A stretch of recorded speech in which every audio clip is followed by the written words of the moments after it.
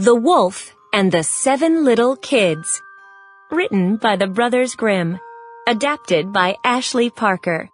Illustrated by Sam Liu. Once there was an old goat named Mrs. Pearl, who took care of 7 young goats: Joy, Josh, Jennifer, Julia, John, James, and Jack. She loved them with all her heart. Every Tuesday she went to the farmer's market.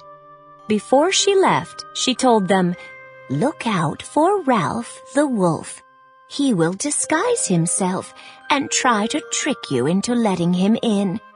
You are all smart, so I know you will notice his rough voice and black feet."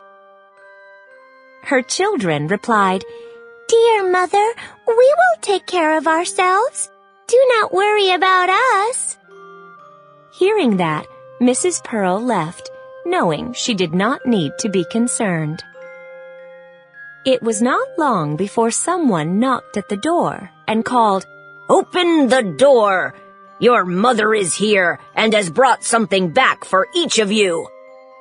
The children heard the rough voice and knew it was Ralph the wolf. "We will not let you in," they cried. "You are not our mother. She has a soft, pleasant voice. Your voice is rough. You are the wolf." So Ralph went away and asked the shopkeeper for a lump of chalk. He knew that if he ate it, his voice would be soft. Ralph then went back to Mrs. Pearl's house and knocked at the door. "Open the door," he called softly. "Your mother is here and has brought something for each of you." But Ralph was not clever enough, and he put his black paws against the window. The children saw them and cried, "We will not let you in. Our mother does not have black feet. You are the wolf." Ralph then ran to the baker and said, "I have hurt my feet. Rub some dough over them for me." The baker did as Ralph asked. Next, he told the baker, "Pour some flour over my feet." The baker thought these were strange requests, and he refused. He had a feeling that Ralph was using the dough and flour to disguise himself so he could trick someone. Ralph warned him, "If you will not do it, I will make sure no one will ever buy bread from you again." The baker was afraid of this, so he made Ralph's paws white. For the 3rd time, Ralph went to Mrs. Pearl's house and knocked on the door. With his soft voice, he said, "Open the door for me, children. Your dear mother has finally come home and has brought something back for everyone from the farmer's market."